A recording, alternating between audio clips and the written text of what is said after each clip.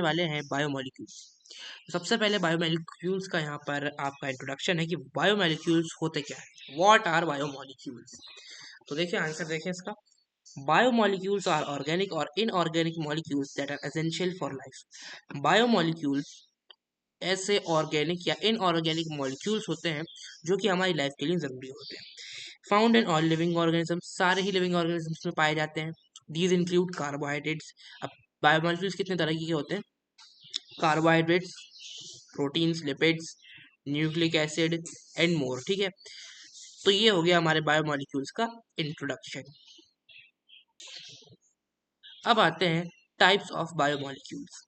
Carbohydrates, सबसे पहला है कार्बोहाइड्रेट्स। अब इसकी definition, organic compounds made up of carbon, hydrogen and oxygen. ऐसे ऑर्गेनिक कंपाउंड्स जो कि कार्बन, हाइड्रोजन और ऑक्सीजन से मिलकर बने होते हैं उन्हें हम कार्बोहाइड्रेट्स बोलते हैं। ठीक है, अब इसका जनरल फॉर्मूला भी देख लीजिए, नीचे ये रहा इसका general formula, CnH2O bracket close and dot, ये इसका जनरल फॉर्मूला है। ठीक है, अब इसकी क्लासिफिकेशन देखते हैं। इसकी क्लासिफिकेशन तीन तरीके का इसका क्लासिफिकेशन होता है। सबसे पहला है आपका मोनोसैकेराइड। ठीक है, ये मोनोसैकेराइड है आपका, सिंगल शुगर यूनिट। यहाँ पे मैंने हिंदी में भी लिख रखा है ताकि आप लोगों को समझने में आसानी हो। ठीक है, हिंदी में भी है इसके नोट। ठीक है, कुछ कुछ वर्ड्स यहाँ पर हिंदी में है। ठीक है, सबसे पहला आता है आपका देखो monosaccharide. Monosaccharide single sugar unit होता है, ये बात आपको याद रखनी है। अब सिंपलेस्ट कार्बोहाइड्रेट जो होता है वो होता है मोनोसैकेराइड। ठीक है, इसका एग्जांपल है ग्लूकोज और फ्रक्टोज, ग्लूकोज और फ्रक्टोज। ठीक है, अब आता है डाइसैकेराइड्स। तो डाइसैकेराइड्स डबल शुगर यूनिट होते हैं। ठीक है, जब दो मोनोसैकेराइड्स यानी साथ में जब दो मोनोसैकेराइड मिलेंगे तब जाकर एक डाइसैकेराइड बनेगा। अब आता है डाइसैकेराइड्स। डाइसैकेराइड्स क्या होता है? Two monosaccharides link together. जब दो मोनोसैकेराइड साथ में लिंक किए जाएंगे, जब दो मोनोसैकेराइड साथ में लिंक किए जाएंगे तब बनेगा एक डाइसैकेराइड। ठीक है, अब इसके एग्जांपल सबसे पहले देख लेते हैं। एग्जांपल क्या है इसका? सुक्रोज। यहाँ पर थोड़ा सा ये, यहाँ पर आ गया आपका सुक्रोज, यानी सुक्रोज कैसे बनता है? Glucose plus fructose. अब देखो यहाँ पर ये दो मोनोसैकेराइड्स हैं, इन दोनों को कंबाइन किया, लिंक किया, तो ये एक सुक्रोज बन गया। और दूसरा एग्जांपल है लैक्टोज। ठीक है, ये हो गया आपका कार्बोहाइड्रेट के दो क्लासिफिकेशन पूरे। अब इसका तीसरा क्लासिफिकेशन बचा है। ठीक है, इसका नाम है पॉलीसैकेराइड्स। ठीक, अब पढ़ेंगे पॉलीसैकेराइड्स। तो पॉलीसैकेराइड्स क्या होते हैं? Complex carbohydrates. पॉलीसैकेराइड सबसे पहले मैं आपको बता दूं कि पॉलीसैकेराइड्स कॉम्प्लेक्स कार्बोहाइड्रेट होते हैं, जिनको ये कह सकते हैं हम कि जिन्हें हम खाते हैं, यानी हम जो खाना खाते हैं उसके अंदर कार्बोहाइड्रेट होता है और कार्बोहाइड्रेट का कॉम्प्लेक्स फॉर्म होता है, तो उसको हम पॉलीसैकेराइड्स भी बोल सकते हैं एक तरह से। अब पॉलीसैकेराइड्स होते क्या है? अब देखो हमने ये पढ़ा था कि मोनोसैकेराइड्स सिंगल शुगर यूनिट होता है। ठीक है, और जब दो मोनोसैकेराइड्स को मिलाते हैं, लिंक कराते हैं, जब वो दोनों लिंक हो जाते हैं मोनोसैकेराइड्स, तो एक डाइसैकेराइड बनता है। तो अब पॉलीसैकेराइड क्या होता है कि जब मोनोसैकेराइड एक लंबी चेन में होगा उसे हम बोलेंगे पॉलीसैकेराइड, और ये कॉम्प्लेक्स कार्बोहाइड्रेट होता है। ये बात मैं आपको बता चुका हूँ। इससे इसके एग्जांपल्स देखते हैं। ठीक है, एग्जांपल्स है इसके। सबसे पहला एग्जांपल यहाँ पे स्टार्च, जो प्लांट्स जो प्लांट एनर्जी स्टोर करता है। ठीक है, वो होता है स्टार्च, मतलब जो खाना प्लांट स्टोर कर लेता है। ठीक है, अब ग्लाइकोजन, अब हमारी और एनिमल्स की बॉडी में जो स्टोर होता है वो होता है ग्लाइकोजन। और ठीक है, और प्लांट सेल की जो सेल वॉल होती है उसके अंदर होता है सेल्यूलोज। ये सारे ही एग्जांपल हैं आपके पॉलीसैकेराइड्स के। अब देख लेते हैं इसकी इंपॉर्टेंस क्या है। ठीक है, पॉलीसैकेराइड की इंपॉर्टेंस है कि ये सब देखो, हम कार्बोहाइड्रेट खाते हैं जो कि ग्लूकोज, जी है, इसके अंदर ग्लूकोज होता है। मतलब कार्बोहाइड्रेट कॉम्प्लेक्स फॉर्म है और ग्लूकोज उसका सिंपलेस्ट फॉर्म है। हम जब उसको खाते हैं तो अंदर जाके ग्लूकोज बनता है, और ग्लूकोज क्या करता है? हमें एनर्जी देता है। तो सबसे पहले इंपॉर्टेंस तो यही हो गई कि ये एनर्जी सोर्स है। दूसरी इंपॉर्टेंस इसकी क्या है कि जो सेल्यूलोज होता है प्लांट्स के अंदर, उसमें स्ट्रक्चरल रोल प्ले करता है। ठीक है, ये हो गया हमारा कार्बोहाइड्रेट्स पूरा। अब पढ़ेंगे प्रोटीन्स। तो अब पढ़ेंगे प्रोटीन्स। ठीक है, प्रोटीन्स की डेफिनेशन समझ लो पहले तो। Polymers of amino acids linked by peptide bonds, यानी पेप्टाइड बॉन्ड्स में, अगर हम पेप्टाइड बॉन्ड्स में अमाइनो एसिड्स के जो पॉलीमर्स होते हैं, अमाइनो एसिड्स के पॉलीमर्स, ये पेप्टाइड बॉन्ड, ये अब ये दोनों आपस में लिंक कर जाए। ठीक है, जब ये आपस में लिंक करेंगे ना तो इससे बनेगा हमारा प्रोटीन। अब प्रोटीन का स्ट्रक्चर समझना बहुत जरूरी है, क्योंकि प्रोटीन जो है वो बहुत ज़्यादा इंपॉर्टेंट टॉपिक है आपका। इसका स्ट्रक्चर भी और बहुत ज़्यादा इंपॉर्टेंट है। सबसे इसके 4 स्टेजेस होती हैं इसके स्ट्रक्चर की। सबसे पहला होता है प्राइमरी। अब प्राइमरी तो सीधी सीधी चेन होती है, सीधी सीधा सीधा सीधा एक सीक्वेंस होता है अमाइनो एसिड्स का, ठीक है। अब धीरे धीरे वो प्राइमरी सेकेंडरी में कन्वर्ट होता है। अब वो जो लीनियर चेन है ना, वो कॉइल होने लगेगी धीरे धीरे, ठीक है। अब या तो वो कॉइल होगी या फिर फोल्ड होगी। अगर वो कॉइल हो रही है तो वो अल्फा हेलिक्स बनाएगी, ठीक है। और अगर वो फोल्ड हो रही है तो वो बीटा शीट बनाएगी, ठीक है। अब यही जो सेकेंडरी में आने के बाद ये टर्शरी के लिए और ज्यादा फोल्ड होता है और एक 3D स्ट्रक्चर बन जाता है। फिर टर्शरी में आने के बाद क्वार्टरनरी में आता है। अब क्वार्टरनरी में क्या होता है, जो पेप्टाइड्स होते हैं ना, पेप्टाइड्स बहुत सारे होते हैं तो उनको पॉलीपेप्टाइड्स बोलते हैं। अब ये जो पॉलीपेप्टाइड्स है ये आपस में इंटरेक्ट करते हैं तो ये और ज्यादा फोल्ड होता है और 3D स्ट्रक्चर बन जाता है। अब क्वार्टरनरी स्ट्रक्चर, ठीक है। अब क्या होता है, अब क्या होता है कि क्वार्टरनरी में आ गया, अब वापस से ये टर्शरी में जाएगा, टर्शरी से ये सेकेंडरी बनेगा, सेकेंडरी से वापस प्राइमरी बनेगा और फिर प्राइमरी से वापस ये पूरा प्रोसेस होके फिर क्वार्टरनरी बनेगा। ये होता रहता है प्रोसेस हमारी बॉडी के अंदर। अब आता है इसके फंक्शंस पे। देखो फंक्शंस क्या है इसके। देखो हम जानते हैं कि एंजाइम्स जो है हमारी बॉडी में वो बायोकैटलिस्ट होते हैं और वो हमारी जो बायोकेमिकल रिएक्शन है उसको सपोर्ट करते हैं, ठीक है। तो एंजाइम्स भी एक प्रोटीन होता है तो इसका काम क्या है कि कैटलिस्ट की तरह काम करता है बायोकेमिकल रिएक्शन में, और इसका एग्जांपल है अमाइलेज। स्ट्रक्चरल प्रोटीन हमारी बॉडी में होते हैं, जैसे कि केराटिन हो गया जो हमारी बालों में होता है, कोलेजन हो गया जो हमारे हर कनेक्टिव टिश्यू में होता है, ठीक है। तो ये इसका स्ट्रक्चरल रोल है। अब आता है ट्रांसपोर्ट। हीमोग्लोबिन भी एक प्रोटीन है, ठीक है, जो हमारी बॉडी में ऑक्सीजन की ट्रांसपोर्ट करवाता रहता है, ठीक है। अब ये हो गया आपका प्रोटीन खत्म। अब पढ़ेंगे हम, अब कुछ होते हैं एसेंशियल अमाइनो एसिड्स, ठीक है। एसेंशियल अमाइनो एसिड्स क्या होते हैं, ऐसे अमाइनो एसिड्स जो बॉडी खुद से सिंथेसाइज नहीं कर सकती। अब जैसे जो हमारी कोई धुआं निकल रहा है, बंद कर जल्दी को, निकाल प्लग को।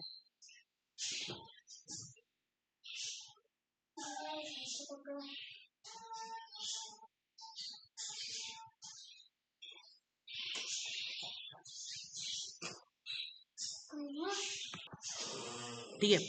एसेंशियल अमाइनो एसिड्स क्या होते हैं, हमारी बॉडी इन अमाइनो एसिड्स को खुद से सिंथेसाइज नहीं की कर सकती। ये या तो हमें खाने के इसमें मिलता है या फिर मेडिसिन के रूप में मिलता है, जैसे कि लाइसिन, मिथायोइन, सॉरी मिथायोनाइन, मिथायोनाइन, ठीक है।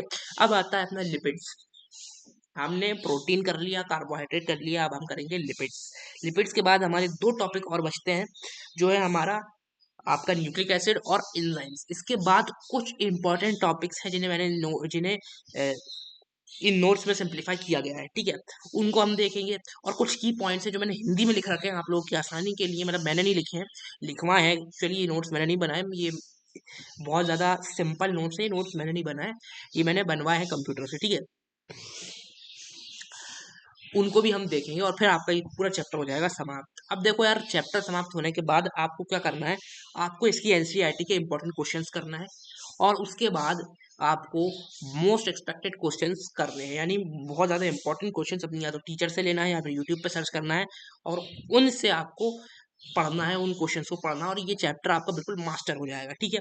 अब आते हैं लिपिड्स के ऊपर। लिपिड्स क्या होते हैं, hydrophobic molecules. Lipids hydrophobic molecules होते हैं जो कि वाटर में तो इनसॉल्युबल होते हैं, यानी वाटर में इनको डालोगे तो ये सॉल्युबल होंगे ही नहीं, ठीक है। लेकिन जो ऑर्गेनिक सॉल्वेंट्स है, मान लो आपका मीथेन मान सकते हो आप, उसमें आसानी से सॉल्युबल हो जाएंगे, ठीक है। मीथेन में थोड़ा सा गलत एग्जांपल दे दिया मैंने, इग्नोर करो यार, तुम पढ़ो, ठीक है। टाइप्स, फैट्स एंड ऑयल, ठीक है, कंपोज ऑफ ग्लिसरॉल। फैट्स और ऑयल ये ग्लाइसरॉल और फैटी एसिड से मिलकर बने होते हैं। फैट्स दो तरह के होते हैं, सैचुरेटेड फैट्स और अनसैचुरेटेड फैट्स, ठीक है। सैचुरेटेड फैट्स में डबल बॉन्ड होता नहीं है, ये रूम टेम्परेचर पे सॉलिड होते हैं।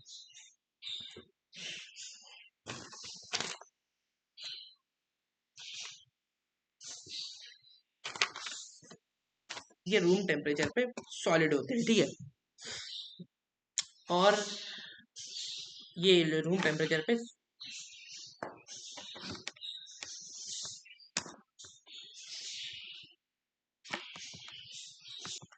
ये रूम टेम्परेचर पे सॉलिड होते हैं, ठीक है, जैसे कि बटर। अब आता है अनसैचुरेटेड फैट्स ये डबल बॉन्ड्स के साथ होता है और ये लिक्विड होता है रूम टेम्परेचर पे, जैसे कि हमारा ऑयल। अब आता है अपना फॉस्फोलिपिड्स। फैट्स एंड ऑयल हो गया। फॉस्फोलिपिड्स ये सेल मेम्ब्रेन में पाया जाता है, ये लिपिड जो है ये सेल मेम्ब्रेन में पाया जाता है। और ठीक है, अब आते हैं स्टेरॉइड्स के ऊपर, जिसका मतलब होता है कोलेस्ट्रॉल हार्मोन, यानी हमारे बॉडी में जो भी कोलेस्ट्रॉल है, हार्मोन्स है, उन सबको, ये सारे लिपिड्स हैं। और किस तरह के लिपिड्स हैं कि एस्टेरॉइड टाइप ऑफ लिपिड है। हार्मोन्स में क्या क्या आ जाता है, एस्ट्रोजन आ जाता है, टेस्टोस्टेरोन आ जाता है। ठीक है, अब ये हो गया हमारा लिपिड। अब इनके फंक्शन देखेंगे। अब आता है हमारा लिपिड्स के फंक्शन। देखो लिपिड्स का फंक्शन क्या है, एनर्जी स्टोरेज, एनर्जी को स्टोर करता है, और इंसुलेशन और प्रोटेक्शन का काम करता है, और मेम्ब्रेन स्ट्रक्चर में भी इसका बहुत बड़ा रोल होता है। अब आते हैं हमारा फोर्थ टॉपिक, जिसके बाद हमें बायोमोलिक्यूल्स के टाइप्स का एक ही वो पढ़ना है, जिसका नाम है एंजाइम्स। ठीक है, अब आते हैं हमारे फोर्थ टॉपिक पे, जिसका नाम है न्यूक्लिक एसिड। ठीक है, देखो यार, मैंने आप लोगों को प्रोटीन्स पढ़ाया था, तो प्रोटीन का जो स्ट्रक्चर था उसका डायग्राम मैंने आपको नहीं दिखाया, वो आपकी एनसीईआरटी में आपको मिल जाएगा, वहां जाके आपको देखना है। ठीक है, देख लेना जरूर, क्योंकि उसके बिना ये समझ में नहीं आएगा। डायग्राम से और अच्छे से समझ में आएगा, और डायग्राम से आपको क्वेश्चंस भी बन सकते हैं, इसलिए उसका डायग्राम देख लेना। ये बताना मैं आपको भूल गया था, इसलिए अभी बता रहा हूँ। ठीक है, न्यूक्लिक एसिड्स है, डेफिनेशन क्या है, polymers of nucleotides that store and transfer genetic information. Nucleotides के पॉलीमर्स जो कि जेनेटिक इंफॉर्मेशन को स्टोर करते हैं और ट्रांसफर करते हैं, उन्हें हम बोलते हैं न्यूक्लिक एसिड्स। अब ये टाइप, इनका टाइप देखते हैं। ठीक है, डीएनए और आरएनए, ये दो तरह के न्यूक्लिक एसिड होते हैं। डीएनए का full form deoxy ribo nucleic acid. ठीक है, और आरएनए का full form ribo nucleic acid. DNA का फंक्शन क्या है कि डीएनए क्या होता है कि ये सारे ही मोस्ट ऑर्गेनिजम्स में डीएनए ही काम करता है एज अ जेनेटिक मटेरियल। और आरएनए क्या है, ये प्रोटीन सिंथेसिस में मदद करता है। ठीक है, ये हो गया हमारा न्यूक्लिक एसिड का इंट्रोडक्शन। न्यूक्लिक एसिड क्या होता है, इसके कितने टाइप होते हैं, ये हमने पढ़ लिया। अब पढ़ेंगे इसका फंक्शन क्या है। अब ये है स्ट्रक्चर ऑफ अब है स्ट्रक्चर ऑफ न्यूक्लियोटाइड। शुगर, जिसको हम पेंटोज है, ठीक है, sugar pentose, phosphate plus sugar plus phosphate plus nitrogenous base, ये होता है स्ट्रक्चर। शुगर होगी, शुगर के साथ आपका फॉस्फेट होगा, और फॉस्फेट के साथ आपका नाइट्रोजनस बेस होगा। इन तीनों को मिलाकर आपका बनेगा न्यूक्लियोटाइड का स्ट्रक्चर। अब इसका फंक्शन, न्यूक्लियोटाइड का फंक्शन क्या है, न्यूक्लिक एसिड का फंक्शन समझ लो। DNA store hereditary information. ठीक है, ये हम पढ़ चुके हैं, हेरिडिटरी डीएनए हमारा स्टोर करता है हेरिडिटरी इंफॉर्मेशन। ठीक है यार, थोड़ा सा यहाँ पर डिस्टर्बेंस है, तो प्लीज थोड़ा सा इग्नोर करना है इस चीज को। यहाँ पर डिस्टर्बेंस बहुत ज्यादा है जहाँ मैं बैठा हूँ। ठीक है, हेरिडिटरी इंफॉर्मेशन जो है वो डीएनए स्टोर करेगा, और जो जिस बॉडी से डीएनए स्टोर कर रहा है, उस बॉडी से जब कोई ऑफस्प्रिंग निकलेगा, यानी मान लो एक ये सेल है, इस सेल का डीएनए है, इसने हेरिडिटरी इंफॉर्मेशन को स्टोर किया। अब जब ये सेल दो में डिवाइड होगा, तो वो जो दो सेल बनेंगे, उसमें ये हेरिडिटरी इंफॉर्मेशन डीएनए अपने आप रेप्लिकेट कर देगा। ठीक है, अब आरएनए क्या करता है, RNA help in protein synthesis. RNA जो है वो हमारा प्रोटीन सिंथेसिस में मदद करता है। प्रोटीन सिंथेसिस यानी बॉडी में प्रोटीन का बनना, बॉडी में प्रोटीन का प्रोडक्शन। ठीक है, वो कौन देखता है, आरएनए देखता है, राइबोन्यूक्लिक एसिड देखता है। ये हो गया आपका न्यूक्लिक एसिड। अब आएगा एंजाइम्स। ठीक है, ठीक है, एंजाइम्स, एंजाइम्स की definition, biological catalyst they that speed up biochemical reactions. ऐसे बायोलॉजिकल कैटलिस्ट जो हमारी बायोकेमिकल रिएक्शन है, जैसे कि डाइजेशन हो गया, रेस्पिरेशन हो गया, एक्सक्रीशन हो गया, सर्कुलेशन हो गया, इनको स्पीड अप कर देते हैं। ठीक है, अब आता है कैरेक्टरिस्टिक्स क्या होते हैं इसके, highly specific for substrates. Substrates में ये बहुत ज्यादा स्पेसिफिक होता है, हाईली स्पेसिफिक होता है। Active site binds to the substrate. अब इसकी जो एक्टिव साइट होती है ना, वो सबस्ट्रेट के साथ बाइंड हो जाती है। ये हो गया आपका एंजाइम्स। अब पढ़ेंगे इसके फंक्शंस। ये आ गया है आपका टाइप्स ऑफ एंजाइम्स। तो दो तरह के हमें पढ़ना है, वैसे बहुत तरह के होते हैं। मिथाइल आइसोलेशन बहुत तरह के होते हैं, लियासिस, ठीक है, बहुत तरह के होते हैं, लेकिन हमें दो पढ़ना है। तो पहला है ऑक्सीडोरेडक्टेसिस, और दूसरा है हाइड्रोलिसिस। टेसिस क्या है? Catalyse oxidation and reduction reaction. जो ऑक्सीडेशन और रिडक्शन की रिएक्शन होती है हमारी बॉडी में, उसको कौन कैटेलाइज करता है? कौन सा एंजाइम कैटेलाइज करता है? ऑक्सीडो रिडक्टेसिस। और अब होता है हाइड्रोलिसिस। ये बॉन्ड्स को ब्रेक करता है। मान लो कोई रिएक्शन हो रही है, उसमें कोई बॉन्ड बन रहा है, उस बॉन्ड को ये ब्रेक करेगा वाटर ऐड करके। अब आता है factors affecting enzyme activity. Enzyme के काम को, एंजाइम्स की एक्शन को, एंजाइम की एक्टिविटी को कौन कौन से फैक्टर हैं जो अफेक्ट करते हैं, उन्हें हम बोलेंगे। ठीक है, सॉरी सॉरी, कौन कौन से? टेम्परेचर, पीएच और सबस्ट्रेट कॉन्सेंट्रेशन। ये तीन चीजें हैं जो अफेक्ट करती हैं हमारे एंजाइम एक्टिविटी को। ये हो गया आपका एंजाइम भी पूरा। अब चलते हैं अगले टॉपिक की तरफ। अब यहाँ पर इम्पॉर्टेंट टॉपिक सिंप्लीफाइड, यानी जो इम्पॉर्टेंट टॉपिक्स हैं, जो बहुत ज़्यादा कॉम्प्लेक्स हैं, जो बहुत ज़्यादा ट्रिकी हैं समझने के लिए, जिन्हें मतलब समझने में प्रॉब्लम्स होती है, तो उन टॉपिक्स को यहाँ पर सिंप्लीफाई कर दिया गया। अब आता है आपका difference between DNA and RNA. चाहो तो ये टेबल याद कर लो, अगर एग्जाम में क्वेश्चन आता है तो ऐसी की ऐसी टेबल उतार के आ जाना, जितने मार्क्स का क्वेश्चन होगा उतने मार्क्स तुम्हें मिल जाएंगे। ठीक है। प्रॉपर्टी, डीएनए की प्रॉपर्टी क्या होती है? ठीक है, डीएनए होता है डीऑक्सीराइबोस, आरएनए होता है राइबोस। ठीक है, प्रॉपर्टी शुगर में डीऑक्सीराइबोस और ये होता है राइबोस, इसमें राइबोस शुगर। स्ट्रैंड, ये डबल स्ट्रैंडेड होती है। अब देखो डीएनए में कौन सी शुगर प्रेजेंट होती है? डीऑक्सीराइबोस। आरएनए में राइबोस प्रेजेंट होती है। स्ट्रैंड, डीएनए में डबल स्ट्रैंडेड होता है डीएनए, आरएनए सिंगल स्ट्रैंडेड होता है। बेस पेयरिंग कैसी होती है? इसकी होती है एटी और जीसी, इसकी होती है एयू और जीसी। ठीक है। फंक्शन, जेनेटिक इन्फॉर्मेशन स्टोरेज, ये जेनेटिक इन्फॉर्मेशन स्टोर करता है डीएनए और ये प्रोटीन सिंथेसिस करता है आरएनए। अब दूसरा टॉपिक है जो बहुत ज़्यादा आपका खतरनाक टॉपिक है, मतलब ट्रिकी टॉपिक है, enzyme action. Enzymes bind to substrates at the active site. Active site पे जो सबस्ट्रेट होता है उससे एंजाइम बाइंड कर जाता है और एक एंजाइम सबस्ट्रेट कॉम्प्लेक्स बनाता है, जो कि एक्टिवेशन एनर्जी को लो कर देता है रिएक्शन की। अगर रिएक्शन में ज़रूरी हो लोअर एक्टिवेशन की, तो वहां पर ये एंजाइम सबस्ट्रेट कॉम्प्लेक्स काम आ जाता है। ठीक है, ये हो गए आपके दो टॉपिक जो बहुत ज़्यादा ट्रिकी थे। ठीक है, अब मैं आप लोगों को बता दूं कि इसमें, इस चैप्टर में कौन कौन से इंपॉर्टेंट डायग्राम्स हैं। सबसे पहला डायग्राम ग्लूकोज मॉलिक्यूल का स्ट्रक्चर, जो कि 6 मेंबर्ड रिंग शो करता है, OH और H ग्रुप्स अटैच के। ठीक है, H ग्रुप्स अटैच होते हैं उसके अंदर। ये वाला डायग्राम जो आपको एनसीईआरटी मिल जाएगा। स्ट्रक्चर ऑफ प्रोटीन मैंने कहा था, ये भी आपको एनसीईआरटी मिल जाएगा। लिपिड्स का स्ट्रक्चर, ग्लाइसरॉल फैटी एसिड, ये भी आपको मिल जाएगा उसके अंदर एनसीईआरटी में। सारे ही डायग्राम्स एनसीईआरटी में मिल जाएंगे। एंजाइम एक्शन, लॉक एंड की मॉडल और डीएनए स्ट्रक्चर, ये सारे 5 के 5 डायग्राम हैं। या तो ये आपको बनाने को आ जाएंगे या फिर इनमें से क्वेश्चन ही मिलेगा, या फिर इससे क्वेश्चन मिल सकता है आपको। ठीक है, अब यहाँ पर मैं आपको बताऊं, बस ये लास्ट है हमारा, इसके बाद हमारा चैप्टर खत्म। ये मैंने कुछ लोकल लैंग्वेज में आपके की पॉइंट्स हैं जिन्हें आप याद रखेंगे तो आपके लिए बहुत अच्छा होगा। इनको मैंने हिंदी में यहाँ पर जो है वो करा हुआ है कंप्यूटर से। ठीक है, तो मैं जो है, सबसे पहला है कार्बोहाइड्रेट, शरीर को तुरंत ऊर्जा देते हैं जैसे ग्लूकोज। ठीक है, इसका एग्जांपल है ये, यानी कार्बोहाइड्रेट हमारी बॉडी को डायरेक्ट एनर्जी देता है, बहुत मतलब क्विक एनर्जी देता है, जिससे कि इसका एग्जांपल है ग्लूकोज। अब आता है प्रोटीन, मांसपेशियों का निर्माण करते हैं और एंजाइम्स में मदद करते हैं, यानी हमारी जो मसल्स हैं उनको कंस्ट्रक्ट करने में मदद करते हैं और एंजाइम्स को भी मदद करते हैं। ठीक है, लिपिड्स, ऊर्जा भंडारण और कोशिका झिल्ली का हिस्सा, यानी ऊर्जा भंडारण यानी एनर्जी का जो सोर्स है, और कोशिका झिल्ली यानी सेल मेम्ब्रेन, एनर्जी सोर्स और सेल मेम्ब्रेन का हिस्सा है ये।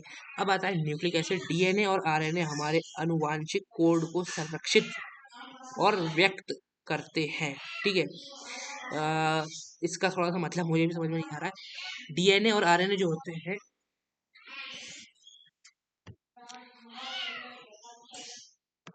आनुवंशिक कोड का मतलब शायद जेनेटिक कोड होता है, ये हमारे जेनेटिक कोड को व्यक्त करते हैं, यानी एक्सप्रेस करते हैं।